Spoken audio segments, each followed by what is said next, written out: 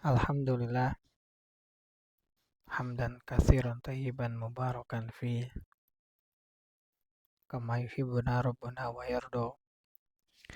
Asyhadu an la ilaha illallah wahdahu la syarikalah wa asyhadu anna Muhammadan abduhu wa rasuluhu alladzi la nabiyya ba'da amma ba'du.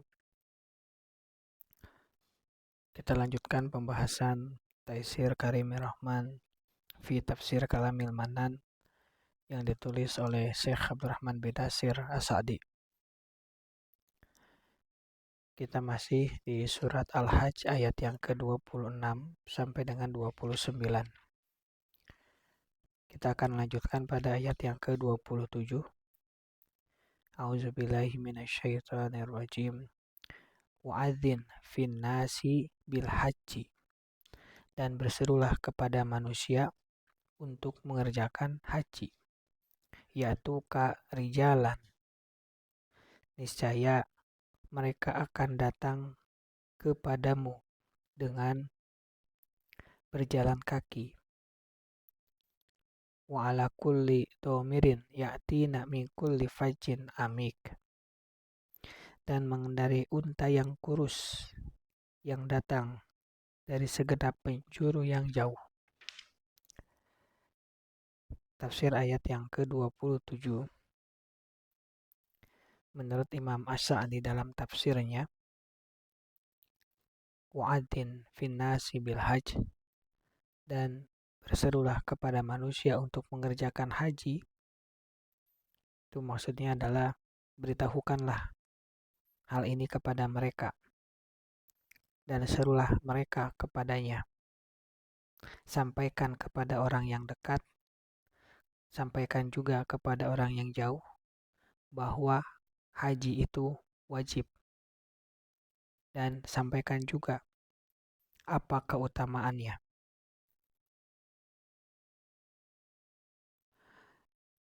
Haji memiliki tempat yang khusus. Allah memberikan perintah yang eksplisit bahwa haji itu harus diserukan, harus disampaikan, harus dijelaskan keutamaannya. Kenapa? Karena manusia seringkali mengenyampingkannya. Mereka, umat muslim pasti melaksanakan syahadat, sholat, zakat, saum. Tapi untuk rukun Islam yang kelima yaitu haji, seringkali disepelekan. Kenapa tahu disepelekan? Karena tidak pernah dalam agenda mereka ketika mereka punya gaji pertama, ketika mereka punya revenue pertama, laba pertama, dividen pertama, tidak langsung dialokasikan kepada kewajiban yang lain. Apa itu? Kewajiban haji. Seringkali setelah mendapatkan gaji pertama, fee pertama, pendapatan pertama, yang direncanakan apa? Membeli rumah, membeli kendaraan. Padahal rumah dan kendaraan bukan termasuk rukun Islam. Yang menjadi rukun Islam adalah haji. Maka Allah menegaskan dalam Al-Hajj ayat 27 ini adalah kita harus menyampaikan bahwa haji itu wajib loh. Kamu sampai ke Singapura, kamu sampai ke Jepang, ke Korea, ke Eropa, tapi nggak sampai ke Mekah dan ke Madinah. Bagaimana bisa?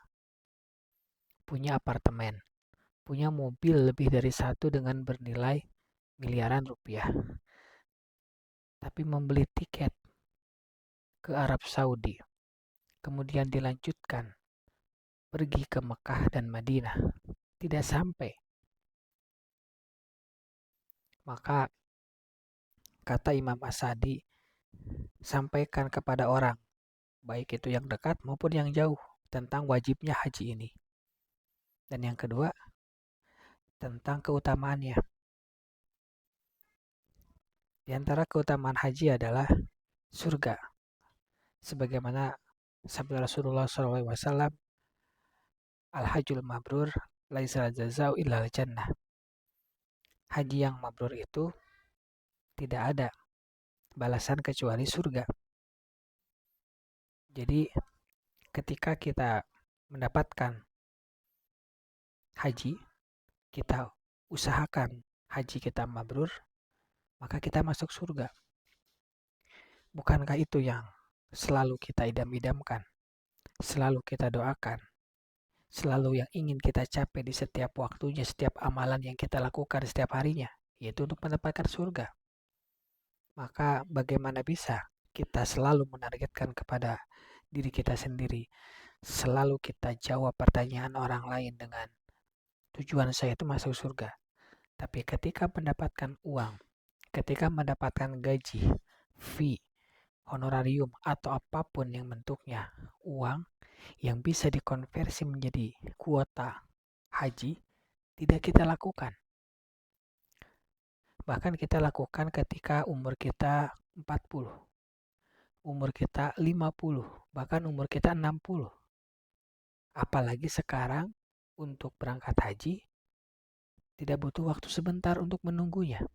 Ada yang 3 tahun, 5 tahun, bahkan ada yang harus nunggu 20 tahun. Apabila kita punya cukup uang untuk naik reguler menjadi haji plus, bisa lebih pendek lagi. Atau apabila nanti suatu saat dibuka lagi furoda, bisa langsung di tahun yang sama. Tapi bagaimana persiapan kita? Karena itu yang ditanya oleh Allah Subhanahu wa Ta'ala. Harta kita digunakan untuk apa? Harta kita didapatkan dari mana dan untuk apa dibelanjakan? Maka mumpung belum terlambat, ketika kita mendapatkan gaji penghasilan, langsung cicil untuk mendaftarkan haji.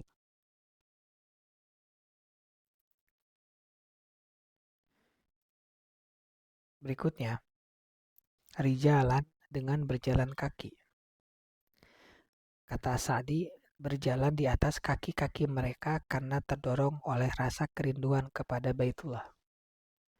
Berjalan kaki itu bukti bahwa dia itu tidak memiliki kendaraan, baik itu baik itu kuda unta. Kalau sekarang, kalau nggak bisa pakai pesawat, kalau kamu punya sepeda, berangkat pakai sepeda. Ini untuk menunjukkan betapa besarnya kerinduan kita untuk melaksanakan ibadah haji, melaksanakan ibadah umroh, atau mengunjungi Baitullah sebagaimana yang Allah perintahkan. Bahkan boleh juga wa'ala kulli domirin, dan mengendarai unta yang kurus. Karena harus melintasi perjalanan yang susah dan padang pasir yang ganas. Ini menunjukkan kepada kita, kamu harus bisa sampai ke Masjidil Haram, ke Baitullah, secara gampang maupun secara susah. Pertanyaannya, apakah kita susah menuju ke Mekah?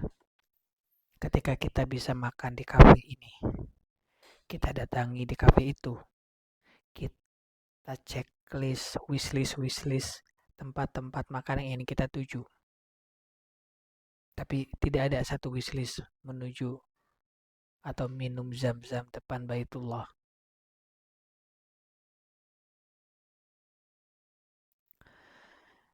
Dan ini berlaku, kata Allah, mingkul lifajin amik, dari segenap penjuru yang jauh. Artinya semua orang, bukan hanya orang Arab, tapi juga orang Indonesia. Dan Khalil Rahman, Ibrahim alaihissalam telah melaksanakannya.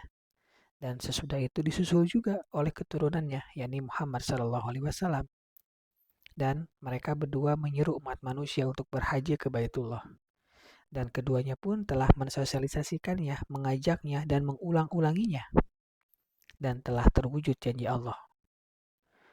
Orang-orang datang, ada yang berjalan kaki, ada yang kendaraan, baik itu yang berasal dari Arab maupun dari luar Arab. Itu yang bisa disampaikan.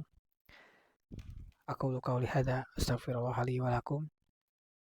Assalamualaikum warahmatullahi wabarakatuh.